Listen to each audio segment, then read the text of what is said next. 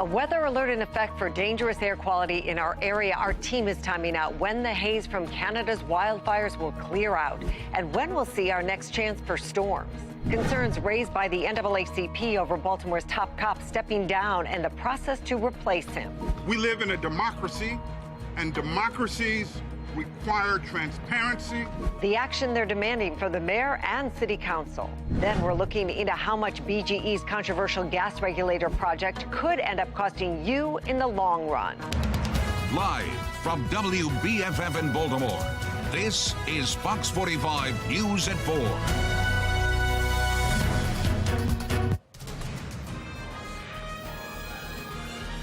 A big decision today from the U.S. Supreme Court. Justices have ruled race should not play a major role in college admissions. President Biden addressing the nation this afternoon saying justices have walked away from decades of precedent. We cannot let this decision be the last word. I want to emphasize, we cannot let this decision be the last word. National correspondent Atra El-Nashar will join us live from Washington at 4:15, breaking down both sides of the issue. First, Fox 45 News is on weather alert. Good afternoon, everybody. I'm Mary Bubala. We're welcoming back Hi Jackson. Thank you, Mary. Good to be back with you. Great. Air quality, as you guys have seen outside, has worsened, unfortunately, in our region from smoke from Canadian wildfires, and it continues to move over us once again. You're looking live at conditions from Baltimore to Towson, even to Ocean City on the eastern shore. Right now, a code red alert is in effect. Meteorologist Jasmine Lomax leads us off with a quick check of the forecast. Jasmine, not nice out there at all. No, not nice at all. And you can tell just from the photos how bad it is outside. If you step outside or even just peek out the window, you can see those hazy conditions. And it's not just here in Baltimore, but around the entire state. That code red air quality alert is in place for all of us today. Now, we are looking at conditions improving after midnight, and it looks much better tomorrow. But currently, we are seeing air quality around the state in that unhealthy range. So that means that there could be impacts to the general public and also sensitive groups, including those with asthma, heart and lung diseases, children, and the elderly. Coming up, I'll have a look at improved air quality conditions over the weekend and when we'll have the next chance for rain coming up. Back to you. Jasmine, thanks. Make sure to keep the WBFF Weather Authority app close by in the days ahead. You can get updates on air quality as well as any weather maker for your exact location. Just go to the App Store, search WBFF to get started. In a city in crisis, the NAACP is sounding off, saying it's been kept out of the nomination and selection process for Baltimore's next police commissioner. The civil rights group also saying it hasn't received answers to the many questions surrounding former Commissioner Michael Harrison's departure. The process to select a new leader for BPD must start with community engagement and partnership. The safety of our city depends on it. Alexa Ashwell attended today's news conference outside police headquarters and joins us now with their demands. Alexa. Kai, Mary, the NAACP wants a seat at the table, as the organization says it has with past nominations. On top of that, questions remain about Harrison, his contract, and what they call his surprising departure. Good morning. Thank you all for being here. The NAACP shining a light on concerns they say have casted a shadow over the Baltimore Police Department. I want to make several points. Outside police headquarters, calling for a seat at the table in the mayor's nomination process for a new police commissioner, a national search. The process has not been followed. And admitting their lack of clarity surrounding former Commissioner Michael Harrison's departure. We're not privy to the details related to Commissioner Harrison's departure. We should have been consulted about his untimely departure. Now it's time to pass the torch. 3 weeks ago, Harrison announced he was stepping down as commissioner. I would put this team up against any other leadership team in the United States of America. Despite having about 9 months left in his 5-year contract, the mayor, by his side, also announcing Rich Worley, many movies interrupted, Harrison's second in command as acting commissioner, as well as his nomination for Baltimore's next police commissioner. Follow the model that the commissioner brought. But questions remain about Harrison's departure, including if he in fact resigned, why he remains on the city's payroll. Harrison's contract states in part, in the event of a resignation, executives shall not be entitled to severance pay. A city spokesperson denying Fox 45 News' request for a copy of Harrison's resignation letter, calling it a personnel record. The mayor questioned just days ago. We've been through this with you guys before. We are not going to discuss personnel things. And what I will say again is that what we are doing here, there's no malfeasance. There's nothing out of order with this happened with police commissions in the past. But the NAACP arguing the mayor's nomination process has been out of order. Why aren't the police accountability organizations a part of that process? The organization specifying they have no direct issue with Acting Commissioner Worley. We don't have a concern with Acting Commissioner Worley. Rather, are stressing the importance of community group, civil organization, and police accountability involvement when it comes to the selection of BPD's next leader in a city that's long struggled with public trust and transparency. Our statement today is about the process. It's about the process. The only issue of concern for us is that 3 weeks has gone by and this acting commissioner has not reached out to the very active coalition of civil society organizations that have been working to end police violence and police terror and to bring about police accountability. I reached out to the Baltimore Police Department. A spokesperson said the acting commissioner, Commissioner Worley, does intend to contact and meet with the NAACP. As for our questions to the mayor's office, I just received a lengthy statement from that office. I'll have that update for you coming up at 5, and we'll also put it online, foxbaltimore.com. Alexa Ashwell, Fox 45 News. All right, Alexa, thank you. We'll look for more later. Here's the latest on our investigation into Harrison's departure. The city has refused to provide us with a copy of Harrison's resignation letter. Just days before his resignation, Harrison told city council members he serves at the pleasure of the mayor and was dedicated to his job.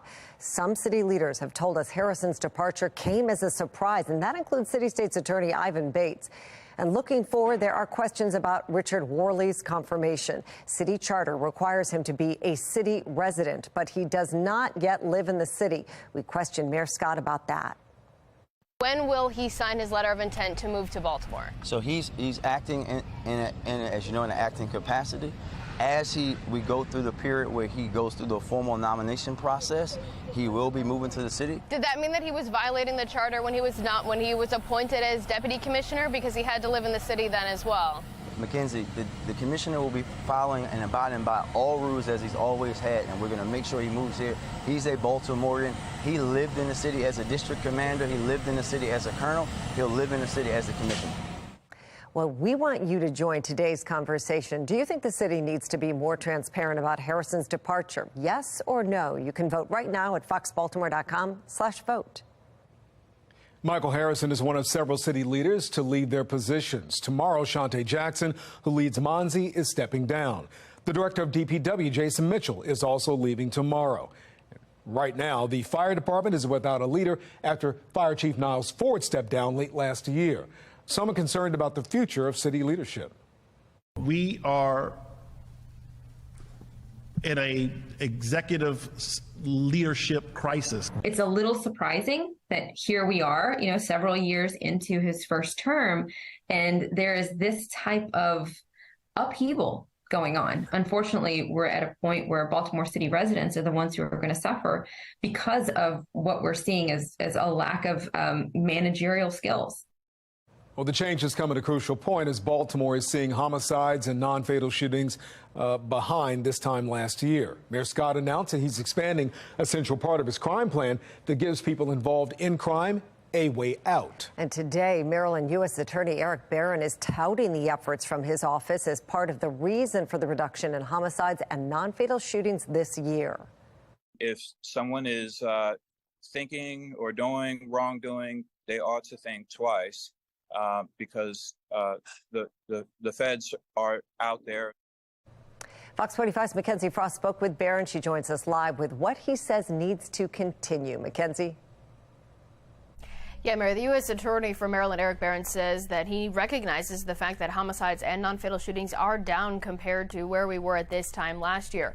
He says those reductions are due in part because of his office is getting more creative in ways of prosecuting and going after some of these most violent, repeat violent offenders that are in Baltimore. That includes the Al Capone model that we've heard Barron talk about time and time again. And in doing that, he's also saying that his office is taking a look at other ways to go after some of these criminals, including using CARES Act fraud to potentially indict people who later they find also have weapons illegally. The U.S. Attorney's Office is touting about 10 people who have been indicted simply because they've had those weapons too close to schools across the city.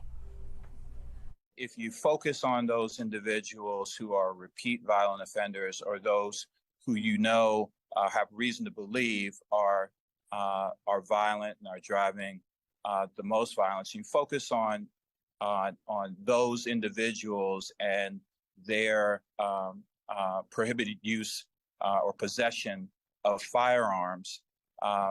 Then you can prevent violent crimes from happening in the future. It turns out to be an opportunity because people who are involved in violence are often involved in other wrongdoing. Now, to do this, Barron says that there needs to be this continued level of cooperation and teamwork between federal law enforcement agencies, local and state partners. And to maintain that, he says the funding that's currently in place needs to stay. It's this kind of seamless teamwork and joint initiatives that, presents us with an opportunity to work as a team and to get the results that you're seeing now. So long as that continues, I'm confident we can continue this downtrend. Barron is also touting the work the federal government is doing with some community-based organizations. We'll take a closer look at that coming up at 5. We're live in the newsroom. Mackenzie Frost, Fox 45 News. The Supreme Court rewriting the rules for how colleges and universities can consider race in admissions. I'm Atrell Nashar with a look at what this means for the future of academia. The battle over BGE and its external regulators may be at a standstill right now, but what will the cost be for regular customers in the long run? Fox 45 News tallies up the numbers. How high is too high? We talk with a doctor about the dangers as legal marijuana comes into Maryland. And we're under a code red air quality alert across the state as we deal with unhealthy air quality. I'll let you know when conditions improve and what to expect for the weekend in my Weather Authority forecast.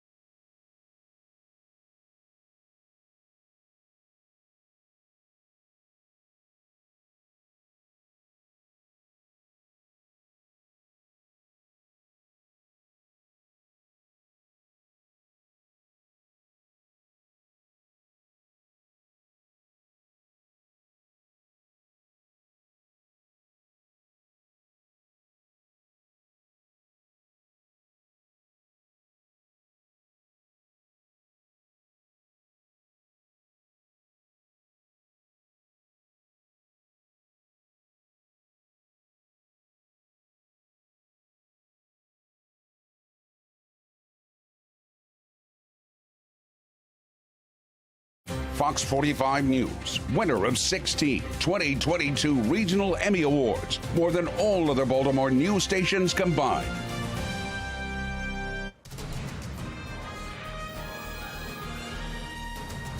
The United States Supreme Court overturns decades of precedent, this time striking down much of how race is factored into admissions at colleges and universities. Within hours, President Biden directed the Department of Education to review practices that promote inclusion on campuses. National correspondent Atra El-Nashar joins us live with more on the court's decision. Atra? Hey, good evening, Kai and Mary. Reaction is pouring in to this massive change to affirmative action programs in higher education. And though the highest court in the land has spoken, the fight over this issue likely isn't over. In a 6-3 decision released Thursday morning, the court ruled admissions programs at two of the country's oldest universities, Harvard and University of North Carolina, violate the Equal Protection Clause of the 14th Amendment. Dr. Dwayne Kwesi Wright teaches higher education administration and leads diversity, equity, and inclusion initiatives at George Washington University. He explains the courts now set new rules. If a school wants to consider race, they need to have concrete goals. There has to be, quote unquote, a logical endpoint to your program, and race cannot be used as a, quote unquote, negative or stereotype. The petitioner, Students for Fair Admissions, argued Asian and white students were being discriminated against. The conservative think tank Center for Equal Opportunity agrees. It's led to this stigma as well throughout American society that individuals who are black or brown who are successful have only gotten there because of affirmative action. President Biden calls the decision a severe disappointment, giving this advice to schools. They should not abandon their commitment to ensure student bodies of diverse backgrounds and experience that reflect all of America. The majority opinion says a student can still discuss how race has impacted their life in the essay portion of their application. Justice Sonia Sotomayor, who wrote the dissenting opinion, equates that to, quote, lipstick on a pig. Justice Ketanji Brown Jackson writes, deeming race irrelevant in law does not make it so in life. The decision clashes with previous Supreme Court rulings in decades past, like Grutter v. Bollinger, which ruled the University of Michigan's use of racial preference in admissions did not violate the Equal Protection Clause. That was 2003. Then Justice Sandra Day O'Connor wrote in the majority opinion then, we expect that 25 years from now, the use of racial preferences will no longer be necessary to further the interest approved today.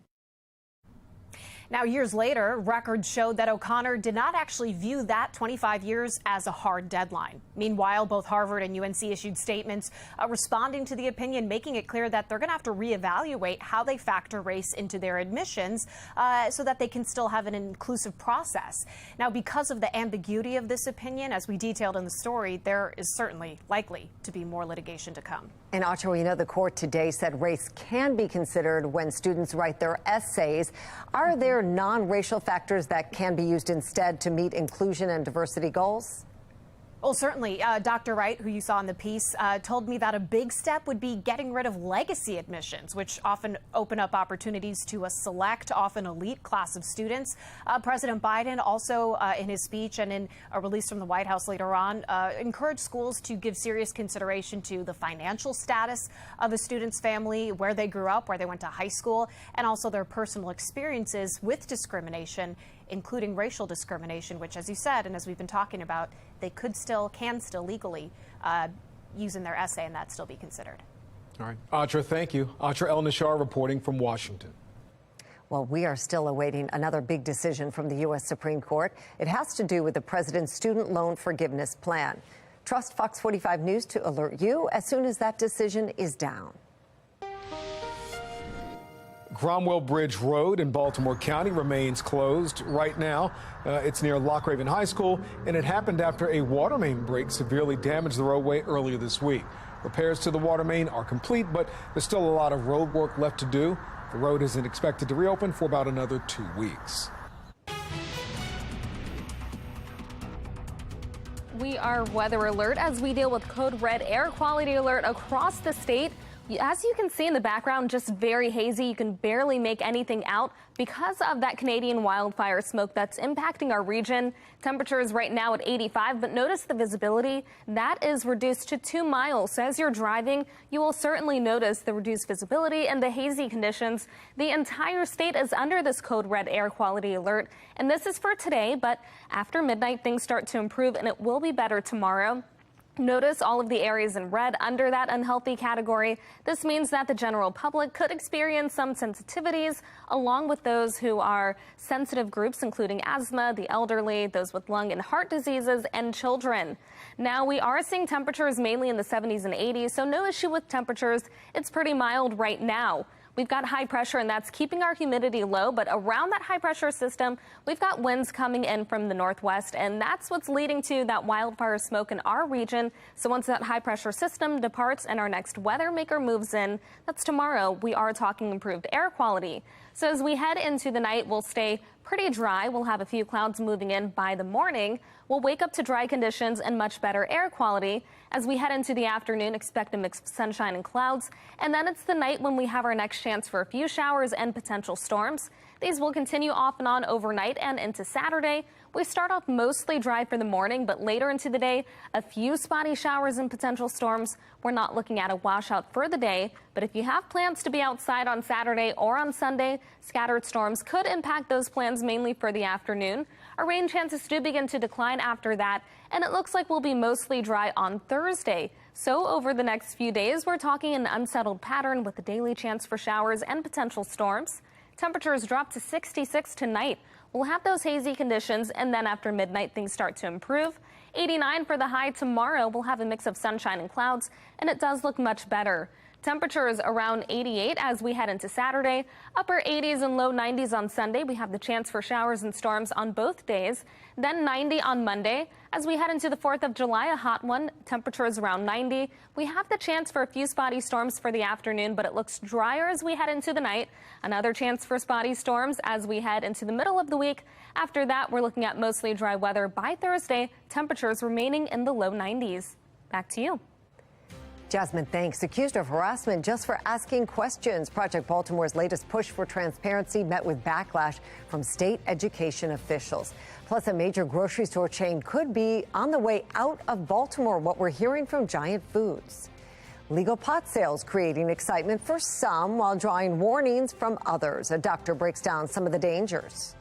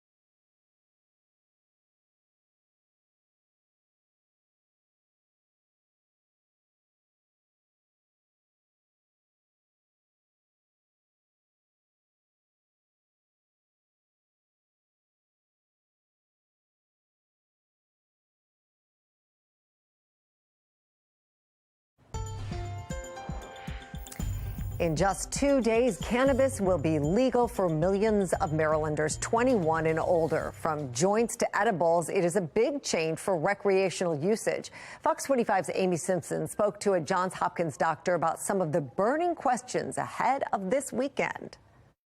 It's a feeling some may already know. People use it and then they say they experience some good feelings, euphoria, sometimes relaxation. There's also the bad. People can feel anxious. They can feel paranoid. But for those who've never dabbled with a doobie or eaten an edible, weed will be recreationally legal starting Saturday. For some, it may bring a little curiosity about cannabis. So we asked bluntly, what happens if someone uses too much? In most cases, nothing that'll get you to the where I work, the ER. But very rarely we have people that are experiencing like a lot of anxiety, a lot of paranoia, a lot of even psychosis that'll bring to the emergency department. Dr. Andrew Stolbach, a Johns Hopkins emergency physician and medical toxicologist, with a word of caution for anyone with kids at home, saying if you buy those cannabis products, particularly edibles, lock them up just like you would with prescriptions. Well, we call it an exploratory ingestion, right? They're not trying to hurt themselves; they're just curious. And nobody just eats one gummy, right? So you find a kid finds a bunch of cannabis gummy bears. They're going to eat a bunch of them and they get really sick. So whether it's flour, vapes, or gummies, before getting high, some advice. We would recommend with edibles to take a lot of caution in particular. Start low, take what they consider to be, it's labeled as like half of a dose at most, and then leave it alone and see how they feel. Amy Simpson, Fox 45 News. Fox 45 News has compiled a list of stories as Maryland gets ready to legalize recreational marijuana this weekend. Head to foxbaltimore.com to read more. The pilot came back on and he said, yeah, we just confirmed that our front landing gear is not down. A Delta Airlines flight forced to make an emergency landing. Hear from a passenger on that flight. Project Baltimore trying to get some answers after state education data is removed from public view and then reposted with major changes. The official calling our attempts to ask questions harassment. Back to the battle over BGE's new outdoor regulators. BGE says customers aren't being billed, so who's paying for them? I'm Rebecca Pryor, and coming up, I'll tell you how the cost is still being passed on to you.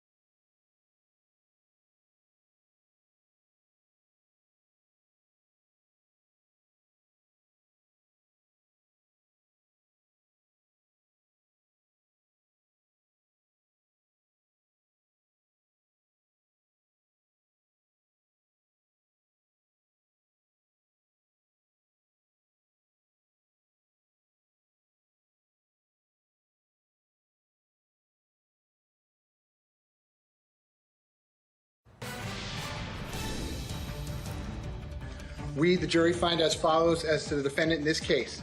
The defendant is not guilty. The Parkland school resource officer who stayed outside while the gunman opened fire inside of the Marjory Stoneman Douglas High School is found not guilty. Scott Peterson breaks down and weeps as that verdict is read. The 60-year-old faced up to life in prison if he was convicted on all counts, which included felony child neglect, culpable negligence, and perjury. Peterson was on trial for not entering Marjory Stoneman Douglas High School and confronting the gunman who killed 17 people that day. Got my life back. We got our life We've back, got our finally. life back after 4.5 years. The only person to blame was that monster. It wasn't any law enforcement. Nobody on that scene, from BSO, Coral Springs. Everybody did the best they could. Well, prosecutors argued he failed to fulfill his duty when he did not go into the school. Peterson and his defense team maintained Peterson didn't know where the gunshots were coming from. We won the battle, but the war is still to be fought. Now, a temporary restraining order is in effect against BGE. The utility has been ordered by a Baltimore court to stop installing gas meters outside of homes and turn the service back on for those who've refused it. It's been a controversial project that's already led to some arrests. It sure has. Some residents say the project is not needed, and they fear the work is causing damage to historic streets and homes in the city. Fox 45's Rebecca Pryor is looking into more of the concerns. She's live right now with how much that project could cost you as a resident. Rebecca. Yeah, well, throughout this process, BG&E has been adamant. Customers aren't being charged. And while it's true, you're not being billed up front, that doesn't mean that these new outdoor regulators are free. Today, BGE's digging and drilling continues across Baltimore City, but this time, these are back on now?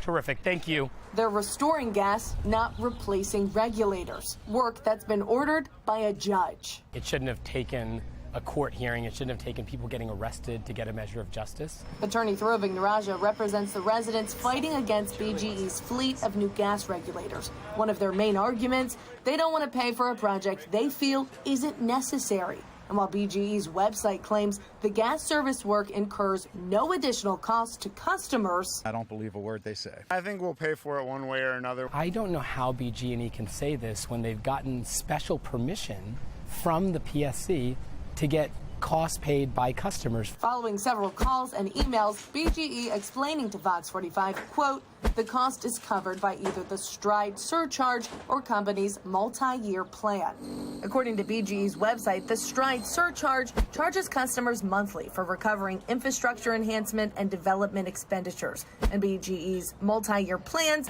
lay out expected rate hikes. So what does all of that add up to, and what does it mean to you? Well, between the stride surcharge and the current and future rate hikes, by this time next year, BGE is estimating residential customers could be paying about $16 more a month for their gas, adding up to about $193 a year. And while this doesn't just cover the regulator relocation program, this is where the money is being pulled from. It's your money, and this project isn't cheap. To relocate more than 11,000 regulators in the next 9 years, BGE is estimating that will cost them about $105 million in capital costs alone. $193 is a lot to some and a little to others, but regardless, it's a difference from what they're paying today. I think it should definitely be looked into and probably stopped. It's a price residents we spoke with don't want to pay, but one BGE says eliminates the safety hazards of indoor installations. A back and forth debate now scheduled to play out in court. Another cost residents don't feel should be passed on to them with these new regulators when they're put in. Some are claiming that their home's expensive flooring and their outdoor brick is being broken or damaged in the process. Reporting live in Baltimore City, Rebecca Pryor, Fox 45 News.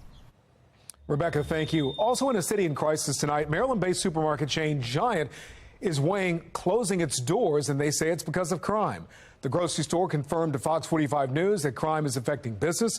We're told since the pandemic, theft has gone up. The store is now spending more for added security. Giant hasn't made the decision yet to close doors in stores in Baltimore. Last week, we told you about Eddie's of Mount Vernon closing its doors. The landmark grocery store chain says after more than 20 years, it's being driven out of business because of crime. Well, tonight, more unanswered questions concerning an ongoing Fox 45 investigation into how the state is reporting student test results. Now, these are test results that taxpayers pay billions of dollars for, but over the past few months, many of those results have been hidden from the public. Project Baltimore's Chris Papps is pushing for transparency. The state actually has a state assessment window. Clarence Crawford is the president of the Maryland State Board of Education. When Project Baltimore tried to speak with him during a break at Tuesday's board meeting, he said he didn't have the energy. Can we speak with you after executive session? I'm exhausted. So we tried to ask our questions to Zachary Hands, the executive director of the state board, but he said he couldn't speak with us. We just have a couple questions about the presentation on data suppression. I can't speak for the MSD side. On the state board side, if there's something later this week that would work for you, let me know what your availability is and I can get back to you. I can make myself available at any time. Our third stop, Dr. Sylvia Lawson, the state's second highest ranking public school official. But apparently, our questions threatened her. Man, that's all I want to know. At what point are you going to stop harassing me? I'm not harassing you. Of course you are. I would appreciate that, sir. You're the deputy state superintendent. I'm simply asking you about how taxpayer dollars are being spent. These government leaders are part of a team that oversees how billions of your tax dollars are spent to educate nearly 1 million Maryland public school students. And they refuse to answer just a few questions about this presentation that happened earlier that day. There is always a challenge when reporting data. This is Chandra Hazlett, an assistant state superintendent for the Maryland State Department of Education. Tuesday, she gave a public presentation about redacted student data, which followed a series of Project Baltimore investigations that got a lot of attention. We've got to do better when it comes to being able to present accountable, transparent results. That's the definition of a cover-up. Somebody doesn't want you to see that data. In April, Project Baltimore broke the news that MSDE removed, redacted, and then reposted student test results to its website, replacing much of the data we used to see with asterisks. When the results were further redacted, but only for the lowest performing schools, apparently few people were told about it. There was no public debate or input. Governor Wes Moore and President Crawford said they didn't know about it. Just all of a sudden, less school performance data was available to the public. This is important because the data concerning public schools, how students are doing, can be an important factor when people buy homes or decide what school to send their children to. When Project Baltimore first reported that the state had changed how it reports the data, there was a significant backlash from parents, lawmakers, and special interest groups. So Tuesday, during the board meeting, MSDE gave a presentation on how it suppresses data, but it was missing one very important element. We are entrusted with their data. During Hazlett's presentation, she never mentioned how or why the state further redacted the data just a few months ago.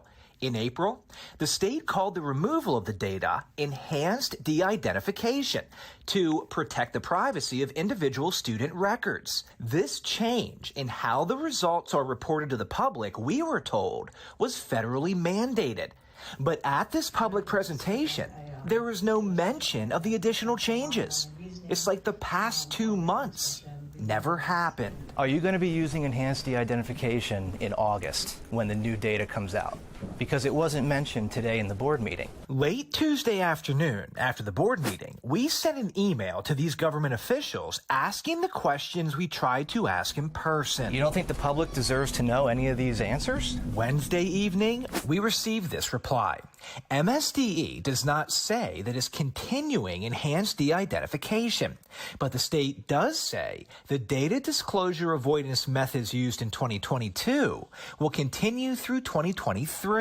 In other words, moving forward, if a Maryland public school performs well, parents and taxpayers can see the results. If a school performs too poorly, The results may be redacted. But for some reason, the state did not explain that to the public on Tuesday when it had the chance. And with that, I will turn it back over to Mr. Chaudhry, the board, for any questions. I'm Chris Pabst, and this is Project Baltimore. Well, are you a parent concerned about your child's education? Do you have a story you want Project Baltimore to investigate? We want to hear from you. Call the tip line or send us an email. Right now, the Great Wolf Lodge, Maryland, is open for business and already at full capacity. You can see why. It looks like everybody is having a great time. It's located in Perryville, that is in Cecil County, and we're told it is the biggest of all the Great Wolf Lodges. Wow. And take a look at this. Be More lifestyle host Mark Clark never wanted to miss out an opportunity of fun. Had a chance to try out the water slides this morning. Looks like it was worth. Is he stuck in there? Let's go, Mark. Okay, there you go. Let's Mark go. emerges. He's okay. Okay. That's got to be a little scary because you're in that tube. You're in that tube, and all of a sudden you just get like blasted down there, right? Ooh. So, yeah. Thank goodness he did. But that does look like a lot of fun. And refreshing. And the fact that it's the biggest one, I cannot. It's unbelievable. So Maryland's very fortunate to have that one. Yes, because the one we used to have to drive to Virginia. Yes. I like that it's in our state. All right, we'll take a look at this. All right. The U.S. Naval Academy welcoming the class of 2027. Induction Day is just the start of a life of service. Olivia Dance was in Annapolis and gives us an inside look at the process. A new chapter is beginning for 1,200 men and women. I'm really excited. I'm excited with some nerves in there. It's induction day for the U.S. Naval Academy's class of 2027. It's a very long process to get everything set up to take these candidates today from civilians and turn them into members of the United States Navy. Over the next 6 weeks, the plebes will go through rigorous training before entering the Brigade of Midshipmen. It's designed to make you uncomfortable, but, I'm as comfortable as I can be. They did a good job with that. And it all starts on induction day when they walk through the doors of Alumni Hall. I'm going in with an open mind, but I really don't know what to expect. And it's going to be a big change for me, I think. The incoming class checks in and gets a medical screening. Then they are issued their uniforms. Next up is the barbershop. After that, they learn how to do their first ever salute in the military. I know it's going to be challenging, getting yelled at a lot.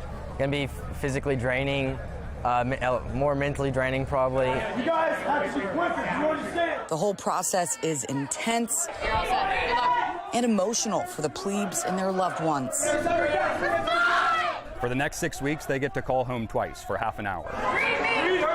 So it's an emotional time to say goodbye to your family and friends. But their parents couldn't be prouder. Very nervous, but exciting. It is emotional, but we're so overcome by the excitement and opportunities for them. It is more emotional for me and Mom. It really is. We've got 3 sons, and this is our third to go off to college, and we're proud of them all, but this is a special place. The incoming class is made up of individuals from all over and from various backgrounds. People in the South got a lot of pride for America, and I have that same thing. That was kind of my driving force. My granddad served in the Army during Vietnam, so it was just a big deal to me. He lost a brother out there, so I understand that this isn't easy. It's not supposed to be easy. But one thing they all have in common. A true patriotism, and more so, they want to serve. They want to give back to the society that, has nurtured them. Reporting in Annapolis, I'm Olivia Dance, Fox 45 News. Well, Maryland is about to increase how much tax you pay for a gallon of gas. Coming up next, reaction from Governor Wes Moore after a failed attempt from some lawmakers to stop the automatic gas tax increase. A new report shows that scammers may have gotten away with $200 billion of COVID-19 aid. I'll tell you why.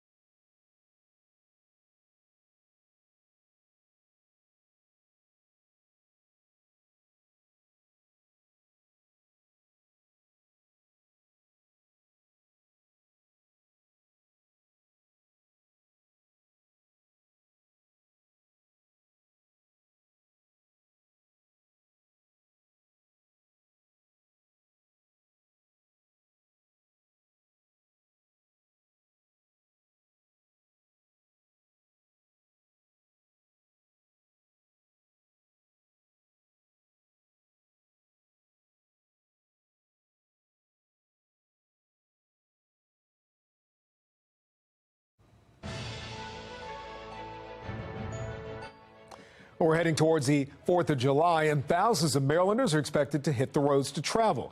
And apparently you'll pay more at the pump to do that. That's because the state's automatic gas tax will increase July 1st. It's going up 10% to a total of 47 cents a gallon. That means Maryland will have the 4th highest tax on gasoline. We questioned Governor Moore today about the failed push by lawmakers to stop the automatic gas tax increases. The thing that we see with the automatic gas tax is this is a tax that's going to hit working families the hardest. And so when we're talking about what does it mean to actually fund transportation assets in our state, I'm calling on, I'm asking the General Assembly and telling them we're ready to work in partnership with you in the next session to be able to address the fact that as of right now, the only assets that we have to be able to put towards the Transportation Trust Fund are things that are regressive taxes. Earlier this week, Fox 45 News spoke with Maryland Delegate Kathy Shalega about the state's automatic gas tax increase. Every year on July 1st, the gas tax goes up automatically. It's wrong. We need to put an end to the automatic gas tax increase. And, you know, every year we try to do that in Annapolis. Right now, it's going to be 47 cents a gallon. And if it continues on the same trajectory, in 10 years, it'll be $1.08 a gallon in taxes. Proceeds from the tax go toward mass transit for the most part.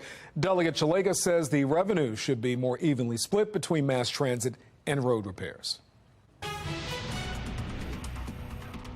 We are weather alert as we deal with a code red air quality alert due to smoke from the Canadian wildfires in our region.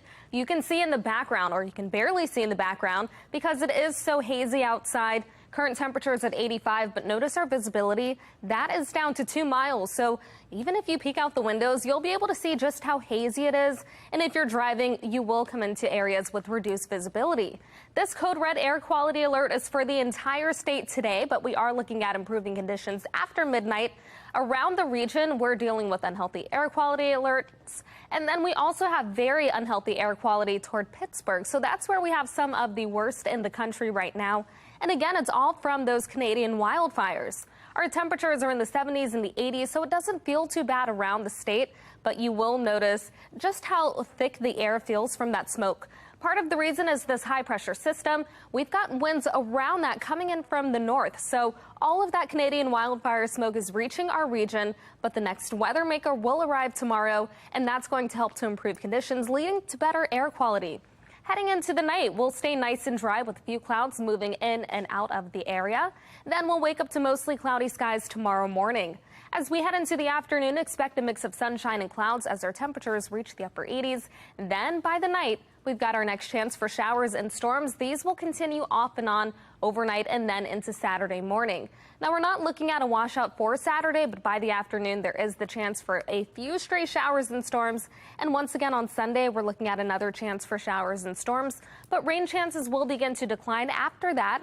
And it's looking like next Thursday will be mostly dry. 66 for the low temperature with a few clouds and hazy conditions before midnight. Then 89 tomorrow with a mix of sunshine and clouds. After that, we're looking at highs still in the upper 80s and low 90s on Saturday and Sunday, but we have a better chance for scattered showers and storms. 90 on Monday and on the 4th of July. We're looking at 90 again on Wednesday with a few showers and storms, then mostly dry on Thursday. Back to you. Thank you, Jasmine. More than $200 billion meant for small businesses during the pandemic went to people charged with crimes. The National Desk Janae Bowens looks at the startling numbers and what's being done about it. Small business owners like Winnie Thompson are still picking up the pieces from the COVID-19 pandemic's major blow. Packages were getting lost and people were getting really upset. And so we had to refund thousands of dollars that we really couldn't afford. Her literacy company, Books and Bros, didn't get government aid, so COVID-19 business loan fraud strikes a nerve. There are businesses, in addition to us, who have, been in dire need of support. A new report from the Small Business Administration's Office of Inspector General shows more than $200 billion in COVID-19 aid, like PPP loans, may have been stolen. But the Small Business Administration disagrees and says the amount of likely fraud is $36 billion. Either way, money ended up in the wrong hands, despite several warnings. 3 years ago, We were operating blindly. Dane Stangler with the Bipartisan Policy Center says there's no excuse for the fraud, but context is needed. We were trying to get as much money out the door to small businesses as possible. The SBA OIG's report says the SBA weakened or removed necessary controls to prevent fraudsters. It is very frustrating. The federal watchdog admits the SBA has made progress, but there's still room for improvement, like establishing and using effective internal fraud controls. The SBA Inspector General Mike Ware will testify to Congress about the findings on July 13th. Reporting for the National Desk, I'm Janae Bowens. And just said, hey, in the event that something happens to the flight attendant, you're their backup. Hear from a passenger on board a Delta Airlines flight that had to land without its front landing gear.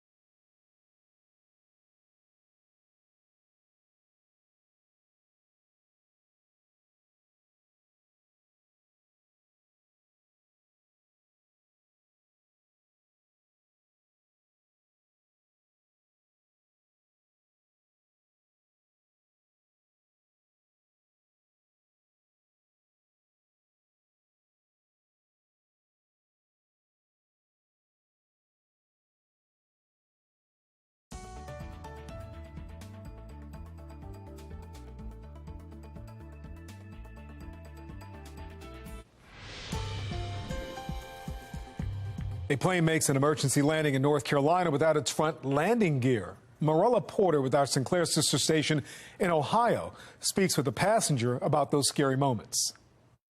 Back on solid ground, it's a selfie of relief and disbelief. It wasn't panic. I think everybody was super concerned, as I was. I was nervous about what happens when you land. You think the worst and hope for the best, and that's what it was. A short flight from Atlanta to Charlotte taking an alarming turn just before landing. The pilot came back on and he said, yeah, we just confirmed that our front landing gear is not down. Passengers told to get out their safety instructions and prepare to get in the crash position. Brown County native Scott Adkins, one of two people asked to be backup. And just said, hey, in the event that something happens to the flight attendant, you're their backup. So here's how you open the door, here's what you do. Delta Airlines says air traffic controllers could see the nose landing gear doors were open, but the nose gear had not come down. Adkins says the pilot explained they would circle the area and come down in 5 minutes, telling passengers they would hear some noise. Because he said when we touch down, the front end's going to touch and it's going to get a little loud back there. Pilots managed to land the plane without the nose gear just before 9 o'clock. You could just tell the front nose, he slowly brought it down. And when it hit, It was absolutely, it was amazing, almost like they practice this often. I mean, I'm sure they don't, but it was amazing how well executed everything happened. These are the moments right after the emergency landing. Pictures taken by Adkins show the plane's nose touching the runway. Forced to slide off the plane with huge gratitude for the crew who got them on the ground safely. It was phenomenally done as far as you would think there'd be a little more chaos than there was, but it was actually very well done. Morella Porter, Local 12 News. Meantime, everyone left their luggage on the plane, and Delta says they'll contact those passengers. There were 96 passengers and 5 crew members. Everyone is fine. Coming up on Fox 45 News at 5 o'clock, is Al Capone-style crackdown, is that slowing down violent crime? We take a look at U.S. Attorney Eric Barron and his process. And the NAACP says it's being left out of the process in the selection of Baltimore City's police commissioner, the role they say they should have.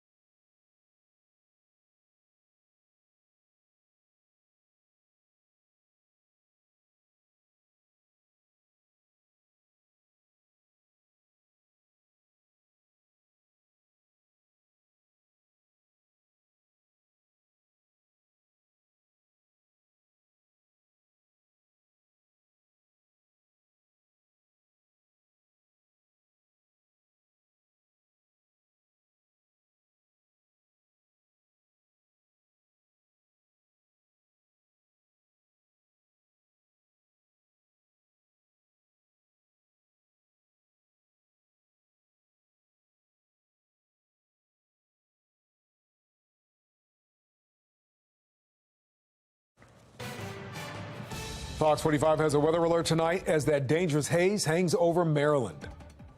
Homicides and shootings are down, and he says it's his policies driving the change. Talking one-on-one with U.S. Attorney Eric Barron.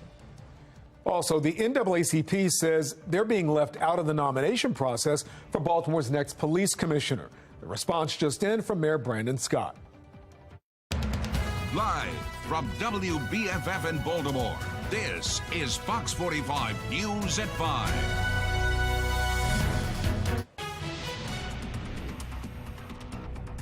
We have a weather alert for you tonight as another round of smoke from Canada is moving over Maryland. You're taking a live look at Baltimore, Towson, and our weather radar. This is the second time Canadian wildfire smoke has led to a code red air alert for us this month.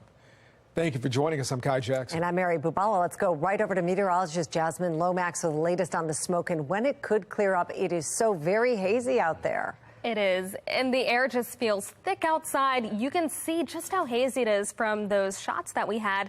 And as you step outside, you'll notice that. But the good news is that we don't expect the haze to last into the weekend. Still today, you want to make sure that you're taking extra precautions and limiting your time outside, avoiding strenuous activities. The code red air quality alert is for the entire state.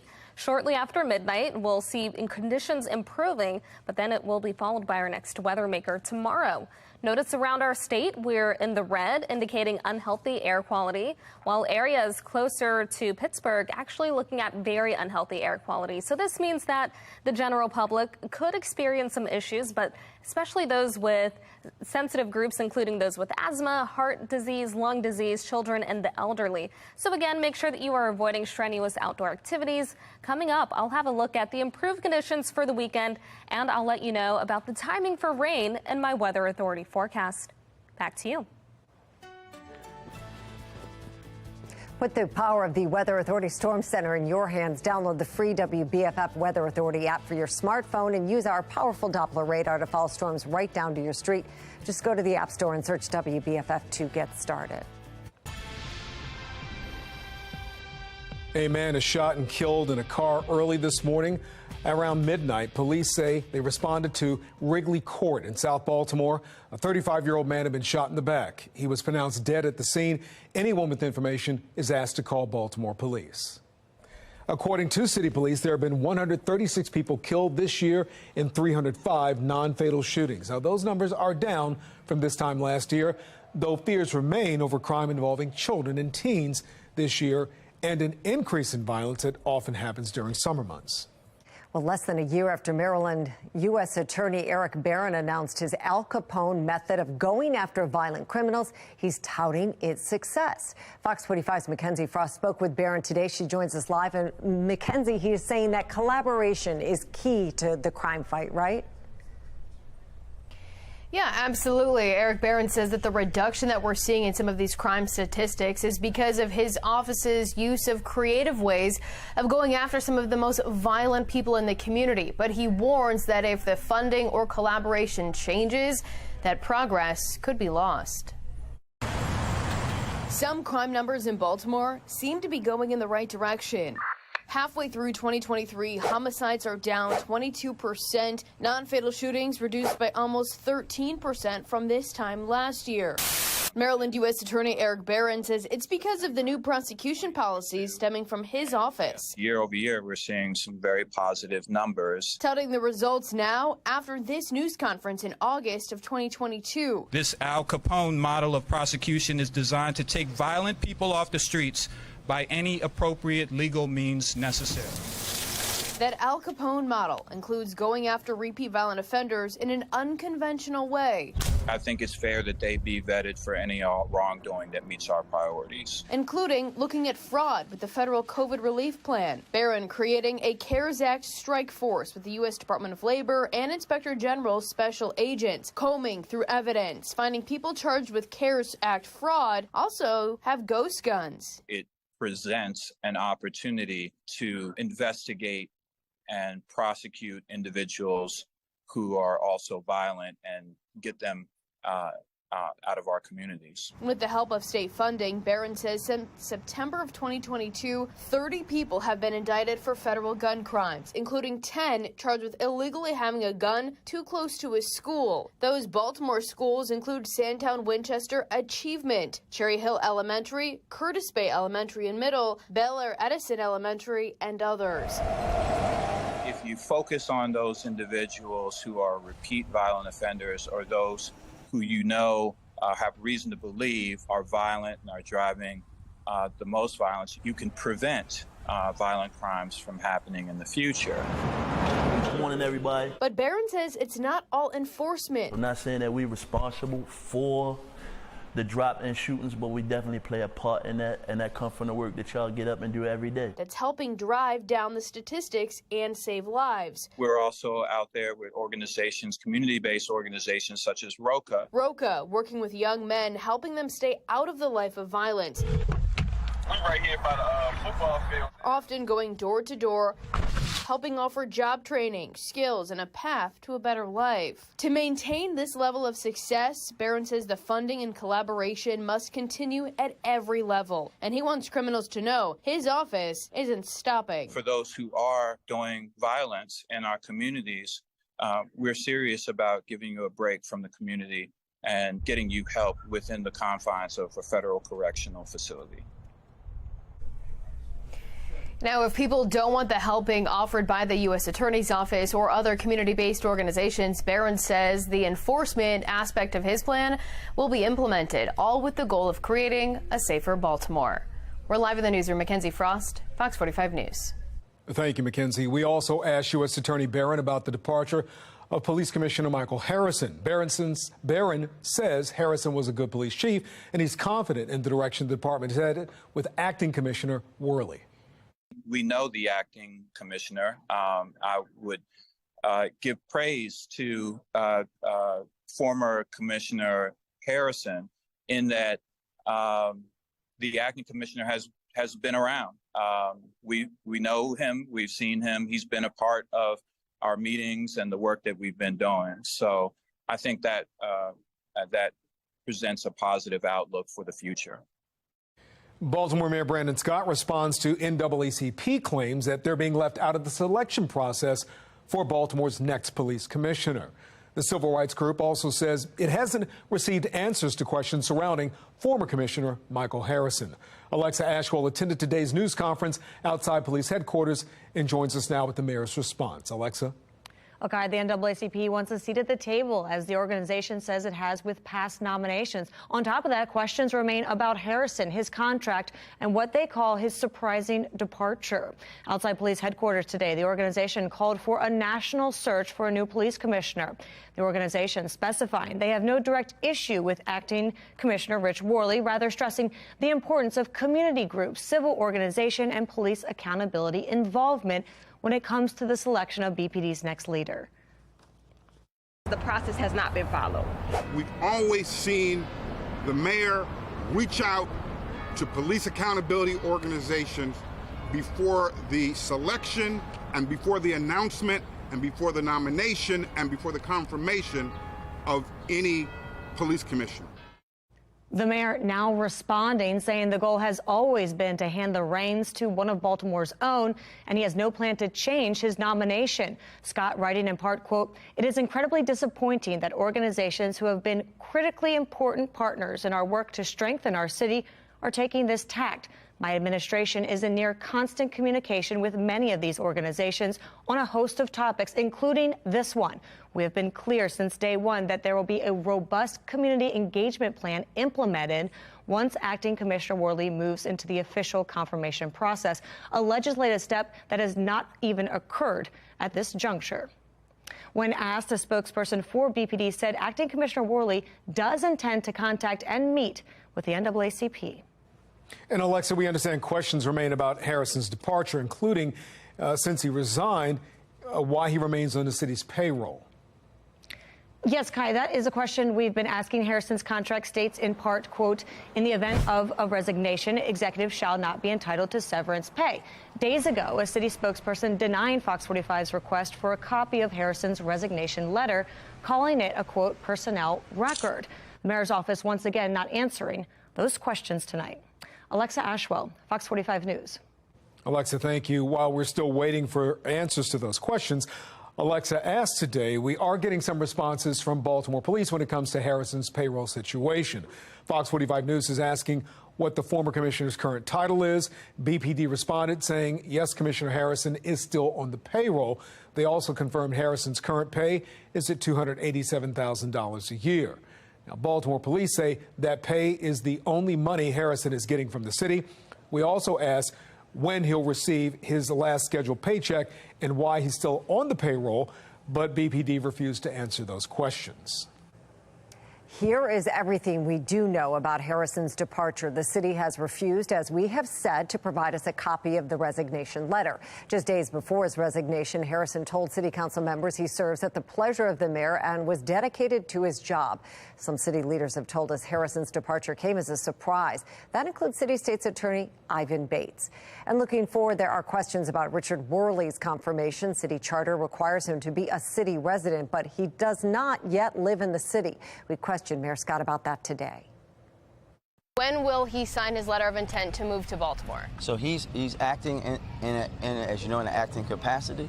As we go through the period where he goes through the formal nomination process, he will be moving to the city. Did that mean that he was violating the charter when he was appointed as deputy commissioner, because he had to live in the city then as well? Mackenzie, the commissioner will be following and abiding by all rules as he's always had, and we're going to make sure he moves here. He's a Baltimorean. He lived in the city as a district commander. He lived in the city as a colonel. He'll live in the city as a commissioner. To join today's conversation, do you think the city needs to be more transparent about Harrison's departure? Yes or no? You can vote right now at foxbaltimore.com/vote. Also developing, Maryland-based supermarket Giant is weighing closing its doors in some city locations, and they are citing crime. The grocery store confirmed to Fox 45 News that crime is affecting business. We are told since the pandemic, theft is way up. The stores are now spending more for added security. Giant hasn't made the decision yet which stores, if any, it will close in Baltimore City. And last week, we told you about Eddie's in Mount Vernon closing its doors. The landmark grocery store says after more than 20 years, it is being driven out of business, partially because of crime. Today is its last day in business. Well, the battle over gas meters in the city is at a standstill, but what's the impact on residents? Fox 45 News looks into the numbers on potential BGE rate hikes. State Republicans say it cannot wait, why they're demanding a special session over the state's gas tax. And the Supreme Court guts affirmative action. The impact today's decision could have on college admissions across the country.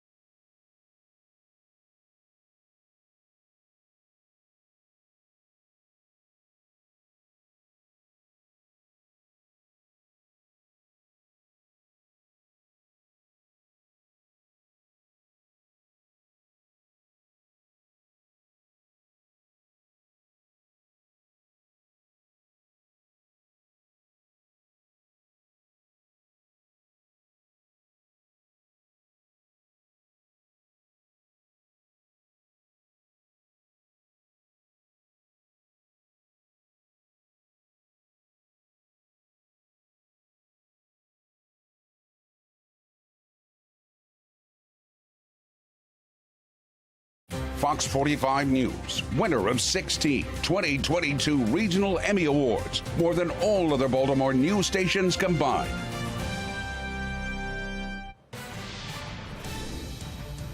A major decision from the U.S. Supreme Court today ends affirmative action in college admissions. The 6-3 ruling means colleges and universities can no longer take race into consideration when granting admission. President Biden among those reacting tonight, saying the decision is a step in the wrong direction for our country. I believe our colleges are stronger when they're racially diverse. Our nation is stronger because we are tapping into the full range of talent in this nation. I also believe that while talent, creativity, and hard work are everywhere across this country, not equal opportunity. It is not everywhere across this country. National correspondent Atra El-Nashar is live in Washington, D.C., tracking the latest on the decision and what comes next. Atra, how are you? Hey, Kai. Hey, Mary. This is almost certain to lead to more litigation on the issue because the majority opinion did not altogether strike down the use of race. It just means it can't be a specific base as part of the admissions process, but it does make it extremely narrow. And I should note, exempts military academies. So the conservative majority said that the schools violated the 14th Amendment, Harvard and University of North Carolina, because their consideration of race and admissions did not offer so-called measurable objectives. So now a school has to have a concrete goal, though the court didn't specify what those goals need to be when considering race, and they have to come with a quote-unquote logical endpoint. Also, students can talk about race in their essays, for example. So that's where it could come into consideration in the admissions process. A legal expert I spoke to today at George Washington University says this opens up any entity that receives public funding to scrutiny in their consideration of race. For example, a research lab that gets public funding, maybe they have a diversity hiring initiative, that could be called into question under this precedent that came down today. And Atra, in some states, affirmative action already banned. What can the college admissions process in those places tell us about the ruling's national impact? Right. Well, it's in the data. It's in the history. We know that those bans that have been in place in some places for decades come with declines in racial diversity on campus. Berkeley in California is a prominent example that's often cited. Back in the mid-1990s, California banned consideration of race and gender in public education. And soon after, the number of Black and Latino students at UC schools absolutely plunged. In an amicus brief supporting Harvard and UNC in this case, the president and chancellors of the UC system write, quote, simple mathematics dictate that African American and Native American students will often be the only student of their race in their courses. All right, interesting. Atra El-Nashar reporting live for us from Washington tonight. Thank you. And we will have continuing coverage on the Supreme Court's decision on Fox 45 News at 6. Well, the court is still considering another critical case related to higher education, the long-awaited decision on President Joe Biden's student loan forgiveness program. The court's current session ends tomorrow, so we will likely know its ruling soon.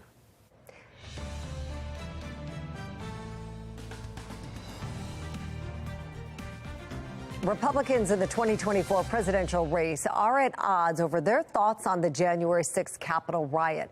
Former New Jersey Governor Chris Christie taking aim at Florida Governor Ron DeSantis, who says he isn't addressing the issue honestly. I wasn't anywhere near Washington that day. I have nothing to do with what happened that day. Obviously, I didn't enjoy seeing, what happened. But we've got to go forward on this stuff. We cannot be looking backwards and be mired in the past. He wasn't anywhere near Washington. Did he have a TV? Was he alive that day? Did he see what was going on? I mean, that's one of the most ridiculous answers I've heard. Christie points out rioters threatened to kill former Vice President Mike Pence and blames former President Trump for stirring up violence that day, while DeSantis has avoided taking a strong stance on the riots. Trump himself argues he called on his supporters to peacefully protest. Support for former President Trump among Republicans has dipped slightly. In a new poll from the Associated Press, 60% of Republican respondents said they have a favorable view of Trump. That's down from 68% actually in April. The poll also found 38% of Republicans surveyed had an unfavorable view of former President Trump. That's up from 30% in April's poll. Well, a live look outside right now where we are monitoring some unsafe air. Look at how hazy it is out there.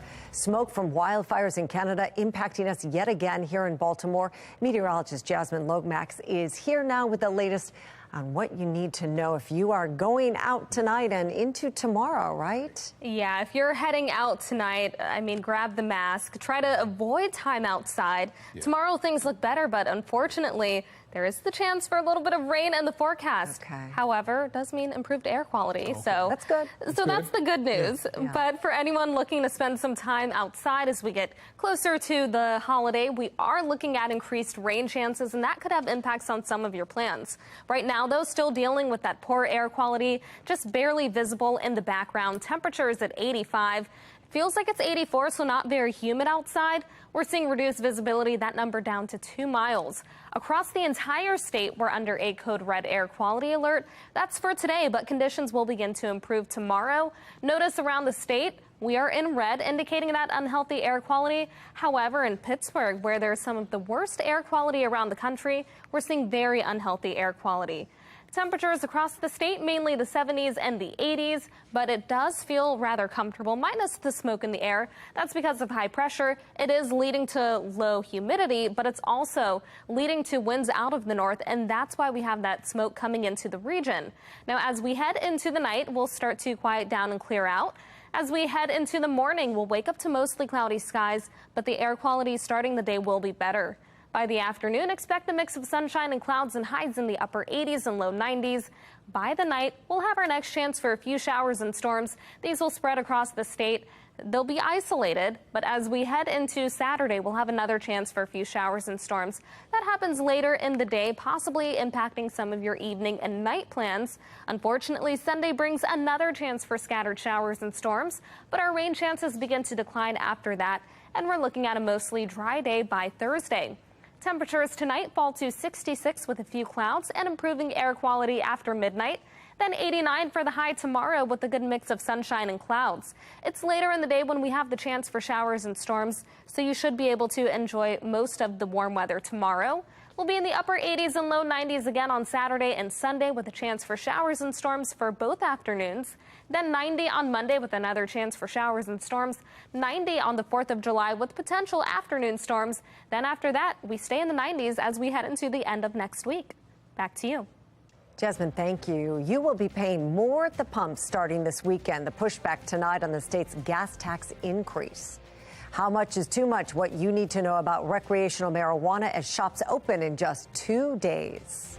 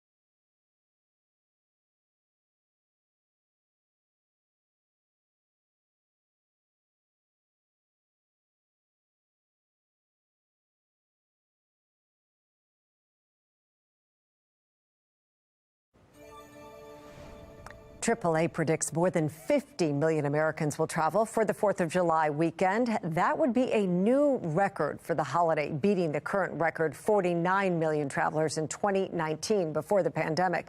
Of those people, 43 million are expected to travel by car, and more than 800,000 of those drivers are right here in Maryland. Now, a major concern this holiday weekend for some, the legalization of marijuana. That's because officials warning it is not legal to operate a car while under the influence, obviously. And if you do, you are putting people's lives at risk.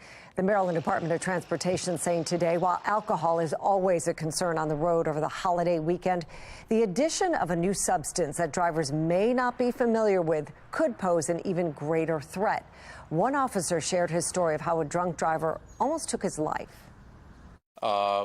The car struck me. He was going 75 when he struck the vehicle. I pulled over, 75 miles an hour, I guess I should say, at which point he made contact with me at 54 miles an hour.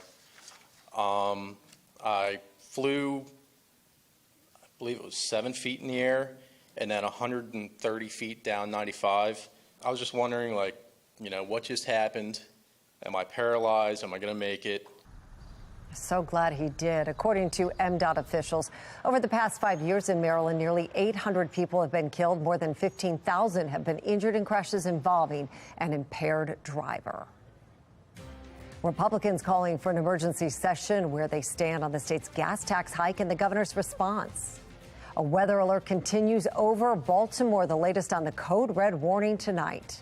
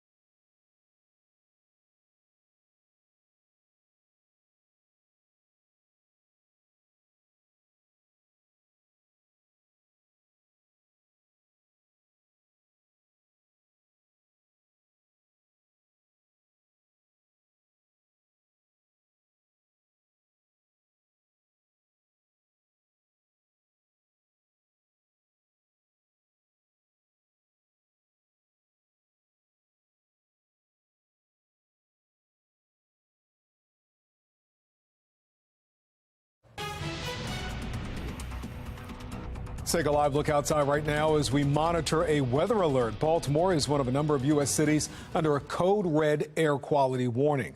Smoke from wildfires in Canada is again blowing south into our area and settling over the city. Meteorologist Jasmine Lomax has details on what you need to do to stay safe and what comes next. Jasmine?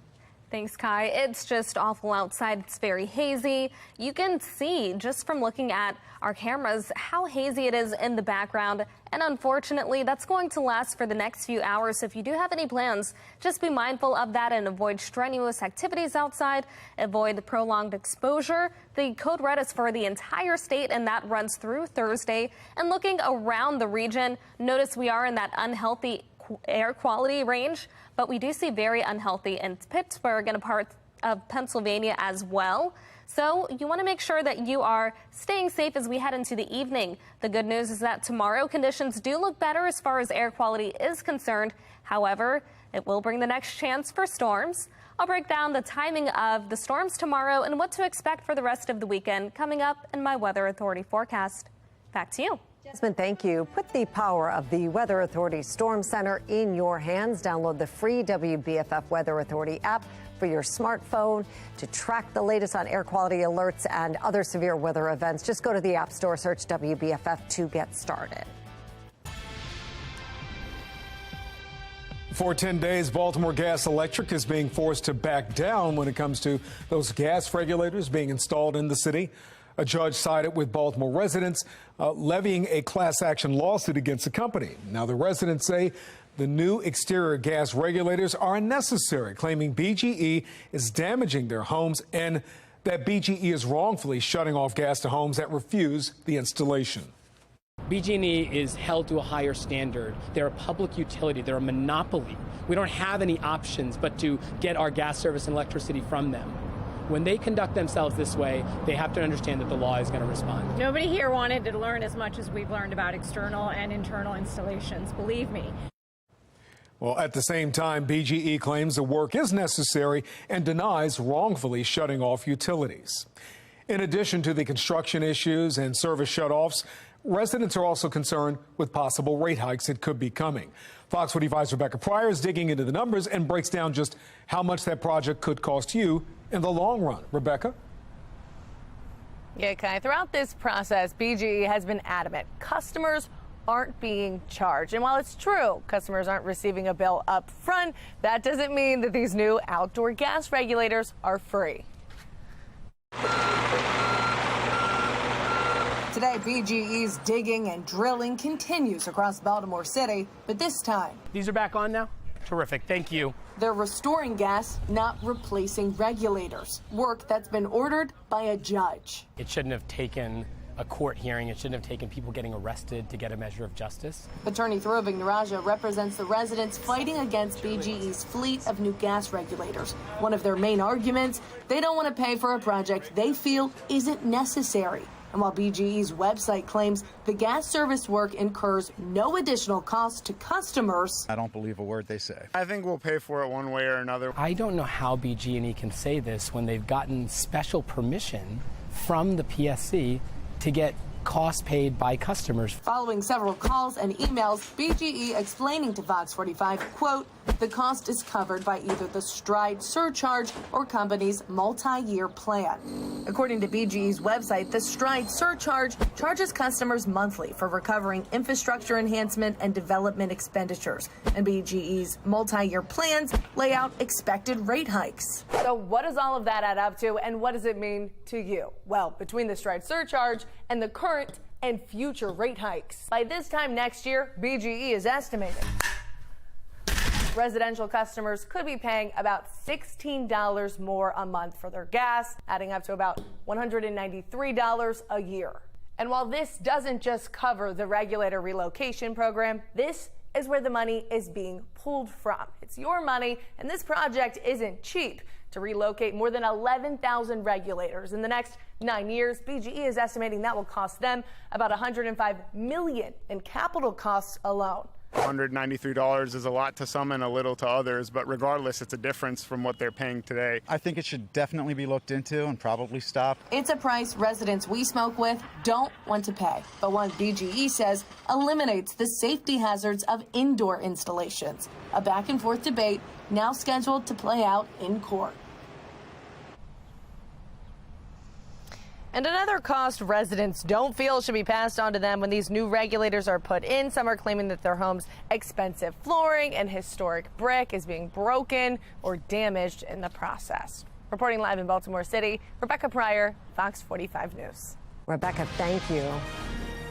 Recreational marijuana will become legal in Maryland in just 2 days. Nearly 100 dispensaries have been approved by state regulators to convert to dual licenses that will be able to serve medical and recreational weed to adults. Standard cannabis licenses will be valid for 5 years, allowing adults 21 and older to grow, process, or dispense marijuana. Experts saying legalization will also be a big boost to the number of jobs in the state.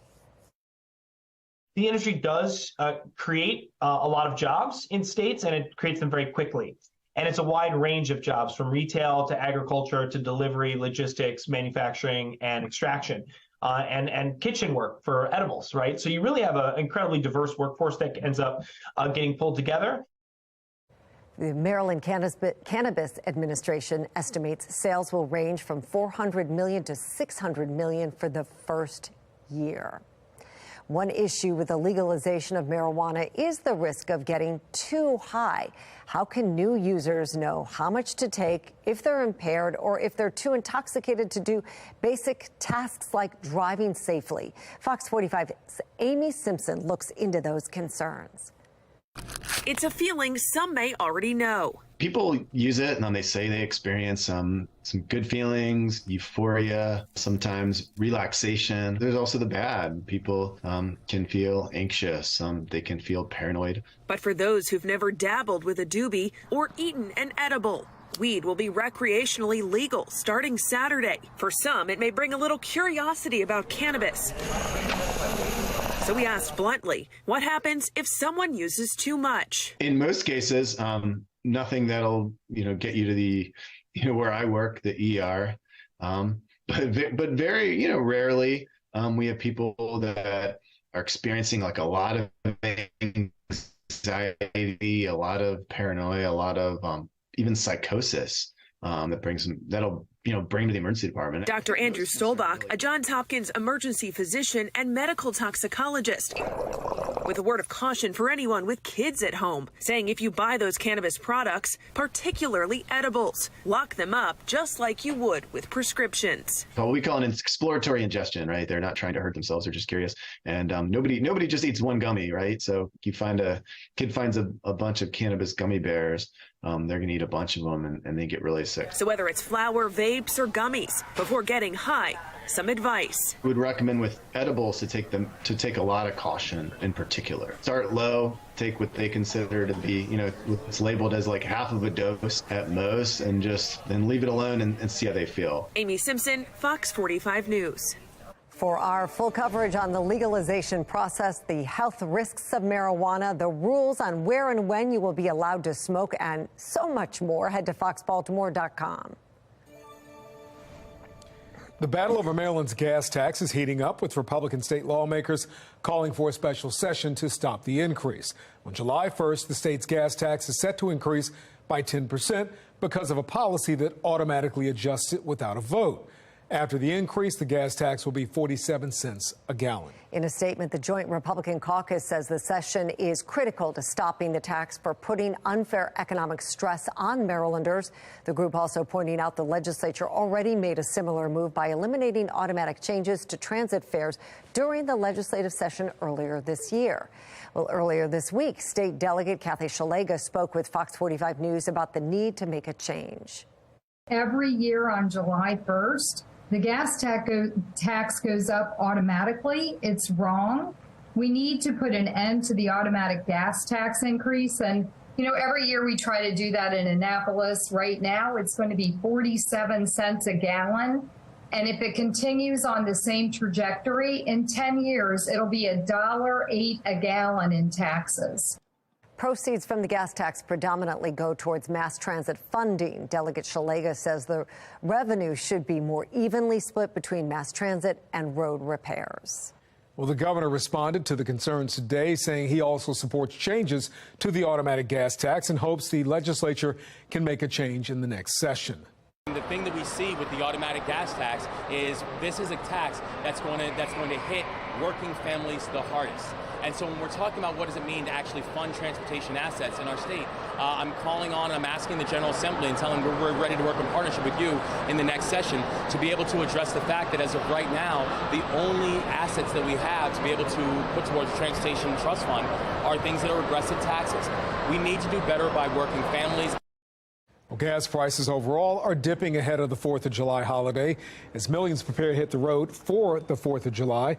The national average for a gallon of regular gas is $3.56 a gallon. That's around 2 cents below last week's average. Here in Maryland, the average cost per gallon is $3.45 a gallon. Right now, Cromwell Bridge Road remains closed right near Loch Raven High School after a water main break severely damaged the roadway earlier this week. Repairs to the water main are complete, but there's a lot of work left to do to fix the road. The road isn't expected to reopen for about 2 weeks. I'm really excited. I'm excited with some nerves in there. Well, it's induction day for the U.S. Naval Academy's class of 2027. Induction day is one of the first steps in a life of service for the Academy students. The incoming class checks in and gets a medical screening. They then issue their uniforms, get a haircut known as being shorn, and then they learn how to salute properly. I'm going in with an open mind, but I really don't know what to expect. It's going to be a big change for me, I think. I know it's going to be challenging, getting yelled at a lot. It's going to be physically draining. More mentally draining, probably. Well, over the next 6 weeks, the plebes will go through rigorous training before entering the Brigade of Midshipmen. Well, he was in a plane when they told him to brace for a crash landing. We hear from one of the passengers from that North Carolina emergency landing. I'm Angela Brown in Washington, D.C. A stunning new report about education in America that could have parents rethinking their child's education.